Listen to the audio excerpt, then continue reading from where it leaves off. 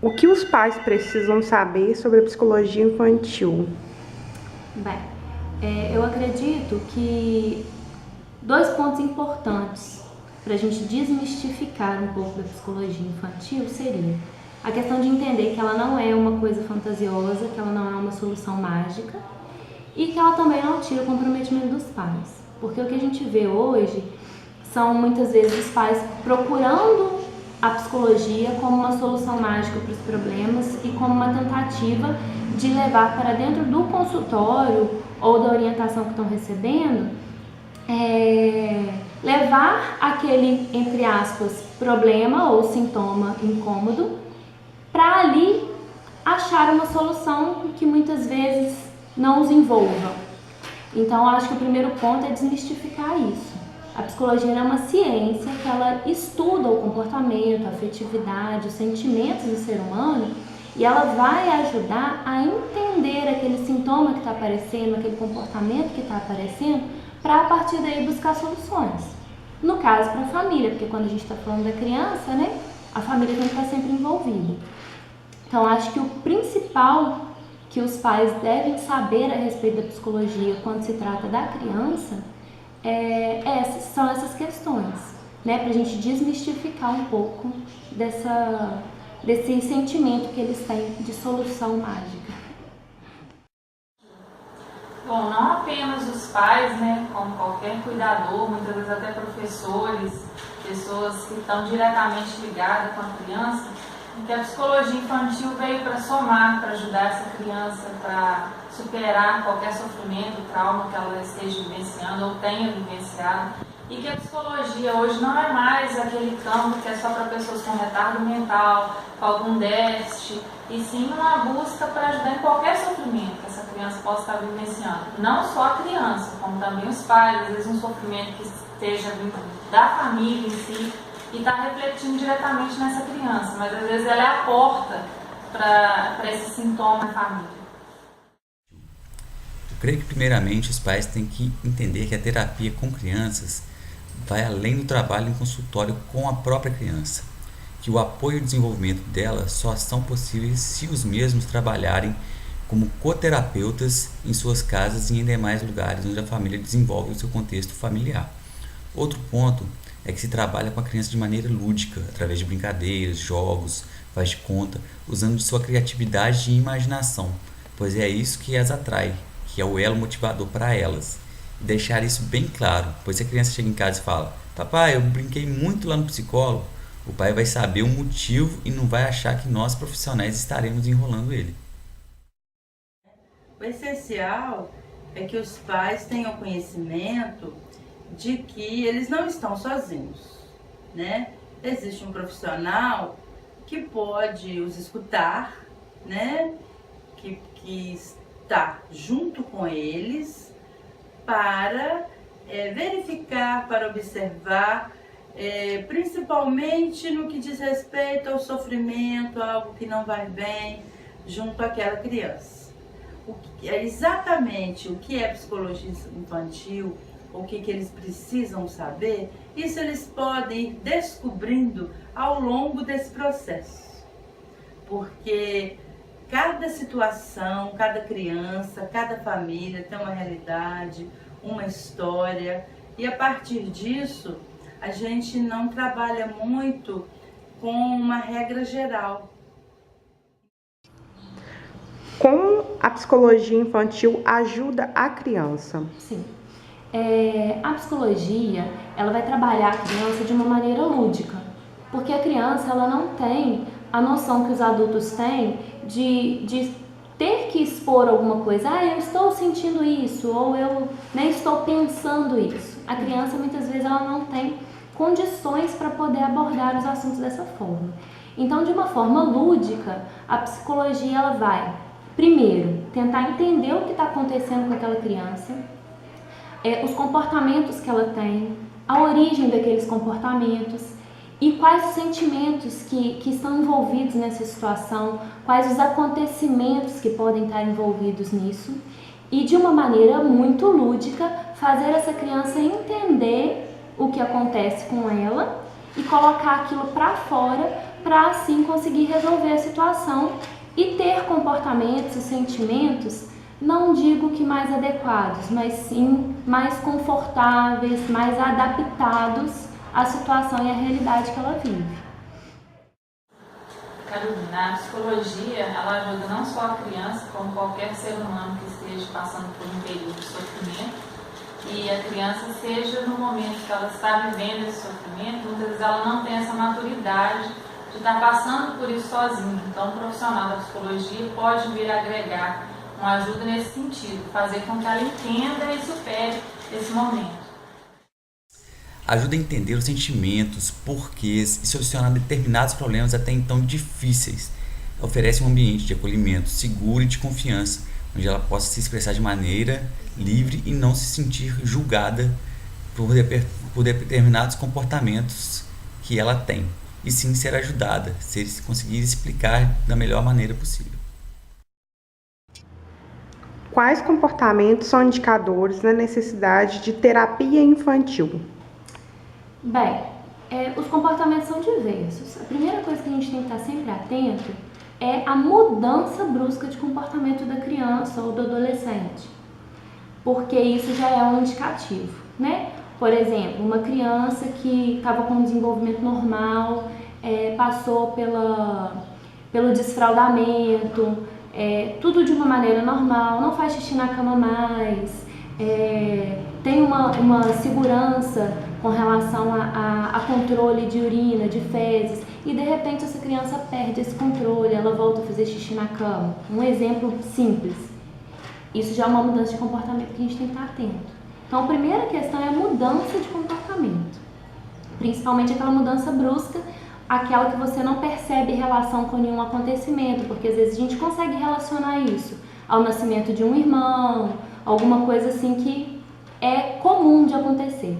Agora, aqueles fatos que a gente não consegue relacionar com nenhum acontecimento, ou que a gente relaciona com um acontecimento que a gente sabe que é grave, e que a gente está percebendo que aquela criança não está conseguindo assimilar bem essa mudança, essa passagem, são indicativos, né, para a busca de uma orientação que seja, mesmo que não seja uma terapia, mas que seja pelo menos uma orientação de como lidar com aquele momento. E também comportamentos de crianças muito retraídas, crianças que apresentam muito medo de alguma determinada coisa, aparentemente sem fundamento. Tudo que foge a características básicas de um dia a dia, de uma rotina tranquila de uma criança, tudo aquilo que foge a essa, eu não gosto muito de dizer normal, mas que foge ao padrão daquela criança, ao padrão daquela família, que te faz de repente fazer, opa, que estranho. Isso tudo acaba sendo indicativo. Não significa que seja um motivo de alarme para a família, e sim de observar e tentar, assim, não postergar demais, porque às vezes a gente observa e fica, não, vou ver o que vai ser, não deve ser nada, vou observar, e aí observa demais e nada acontece. Mas a princípio você observa, tenta ver se tem a relação com alguma coisa que tenha acontecido e busca pelo menos uma orientação inicial para avaliar se a necessidade de terapia ou não. Bom, o indicador da necessidade, isso aí vai variar muito de criança para criança e até o que os pais conseguem observar. Quando eu digo pais, as pessoas que são responsáveis por aquelas crianças, às vezes são cuidadas por avós, enfim. Se essas pessoas que são cuidadoras observam um comportamento diferente, alguma tristeza, algum tipo anormal do padrão que a criança vem seguindo no decorrer dos anos, já é um motivo de busca dessa ajuda. Então, teria que ser avaliado cada caso em específico. Coloco entre vários desmotivação, recusa de ir à aula ou a determinados lugares que até então era comum para a criança ir, agressividade excessiva, choro em demasia, o desfraude tardio, não querer desgrudar dos pais, dificuldades em fixar e acompanhar o que é dado em sala de aula, entre outros fatores. A partir do momento que a psicologia pode intervir, né, ao lado da criança, como ela está, né, então a partir daí a gente vê o que está acontecendo. né? Como essa criança está? A pergunta é o que indica se a criança está com necessidade, né? A criança, por ela mesma, dificilmente ela vai dizer em palavras se ela está com algum tipo de mal-estar. Então, aonde ela convive, né, na família, na comunidade, na vida social, nos vizinhos, na escola, enfim, aonde ela convive, que vai, de uma certa forma, comunicar isso, né? Esses indicadores podem ser agressividade, pode ser uma tendência a isolamento, né? Pode ser uma dificuldade em lidar com ela mesma, com os amigos, em lidar na escola. Pode ser também uma dificuldade em aprender, né? Que seria uma indicação escolar. Enfim, uma série de coisas, né? Tudo que, de uma certa forma, nos mostrar que a criança está com algum tipo de sofrimento, né? Uma insônia, por exemplo, uma dificuldade alimentar, né? Ou uma dificuldade em brincar, que é muito importante, né? As crianças fazerem uso da brincadeira, seja ela qual for, e de uma forma assim bem natural. Então existem assim várias maneiras de se observar quando algo não está bem, né? Agora, para isso é preciso de que quem convive com ela, né, observe também alguma coisa. Como o meio em que a criança vive afeta sua formação? Bem, nós somos seres humanos e o ser humano em si já é um ser social, né? E mesmo que a gente fale de terapia individual, de clínica, a gente tem que ter uma clareza de que o ser humano é um ser do social. Então, como que o meio que a criança vive vai afetar a formação dela? Ele afeta completamente, porque a criança, ela é fruto do meio em que ela está inserida. Ela aprende repetindo comportamentos, repetindo inclusive emoções que ela percebe. É muito comum uma mãe ansiosa ter um filho que também é muito ansioso. É muito comum um pai agressivo ter um filho que tende a ter uma agressividade mais acentuada. Não significa que é norma, que é padrão, mas é comum. Então esse meio, ele vai influenciar completamente. A criança, ela aprende por imitação, ela aprende por observação, ela aprende com as regras, com as não regras, porque ela vai aprendendo, ela vai sendo tolhida, ela vai sendo limitada ali o tempo todo, ou não, e a partir daí se dá o aprendizado dela, a partir daí se dá a formação. Muitas pessoas entendem que é o seguinte: ah, tadinho, é criança, deixa, tá aprendendo, deixa, quando fala o acabou.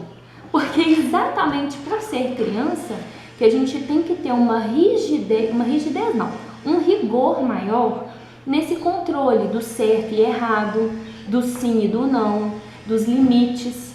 Porque ali ela vai delimitar tudo. Ali ela vai começar a trabalhar o limiar dela de frustração, de quando ela recebe um não, de entender que o não é comum, que o não faz parte da nossa vida do início ao fim. E isso vai evitar uma série de danos lá na frente. Adolescentes e adultos que não conseguem lidar com as perdas da vida, que não conseguem lidar com os nãos do dia a dia, com as frustrações de relacionamento, com perder realmente uma pessoa através de morte, de acidente, trabalho, em todas as relações por onde ela passar, essas características que ela adquiriu lá na infância, elas vão pesar, porque é lá, desde pequenininho, em que o ser humano ele aprende a se organizar nesse sentido, do sim, do não, de como lidar com emoções negativas, como lidar com emoções positivas.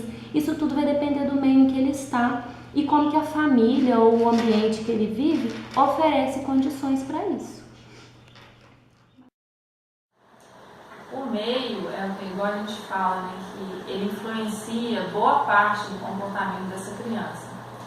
Uma parte já é da personalidade dela, é o que vem de dentro dela realmente. E a outra parte da personalidade, ela é formada justamente pelo meio. Então, uma criança que vive num ambiente tranquilo, que tem uma harmonia das pessoas daquela família, onde ela consegue ser ouvida, entendida, ela vai ter uma formação melhor do que uma criança que vive num ambiente tumultuado. Às vezes o sofrimento dela não é acolhido, não é escutado. Então ele influencia diretamente na formação dessa criança. Desde sempre, desde que ela está dentro da barriga da mãe, já influencia. Então, todo esse contato já com o mundo externo, o meio externo, é influenciado para a criança. Quais foram as mudanças ocorridas com as crianças de hoje em relação às de antigamente? As crianças de uma outra época, né, elas tinham mais aquele modelo familiar padronizado. Era o pai que saía para trabalhar, a mãe que ficava em casa, geralmente tinham mais irmãos. Então, isso era até, de uma certa forma, positivo para essas crianças, porque era estabelecido aqui. Já vinha de outras gerações e já era um modelo familiar estabelecido. Hoje, isso não existe mais. Tem famílias que a criança é criada só pela mãe, outras só pelo pai, 2 mães, 2 pais, às vezes tem, a maioria quase não tem irmãos, quando tem 1, 2, e a própria questão do desenvolvimento da sociedade, a questão de violência, tudo faz com que essas crianças fiquem mais presas, não existe mais a criança que pode ir na casa de um vizinho, que pode ter um coleguinha, brincar. Esse desenvolver maior da criança, até perante a sociedade, foi muito restrito. Esse é um ponto negativo dos tempos atuais. Mas a gente pode tentar ir adaptando a realidade ao que pode ser benéfico para a criança. Às vezes é uma ida a um parque, os pais têm que ficar atentos também, a explorar esse mundo externo com a criança, não permitir que fique apenas em tablets, em frente de televisão. O adulto está muito voltado para si, ele esquece que ele precisa ter um olhar atento para essa criança, para que ela se desenvolva bem, de uma maneira saudável, psíquica, fisicamente. Então, tudo isso aí o adulto tem que estar atento para ajudar essa criança nesse desenvolvimento. A dinâmica familiar mudou muito. Antigamente, o núcleo familiar ele era mais rígido em relação a papéis desempenhados pelas pessoas e a dinâmica parental. Haviam menos filhos de pais separados, a mãe geralmente era do lar, o pai saía para trabalhar, passava-se menos horas na frente de celular, tablet, computadores, etc. Hoje, devido a necessidades como o aumento da renda familiar, houve a inserção da mulher no mercado de trabalho.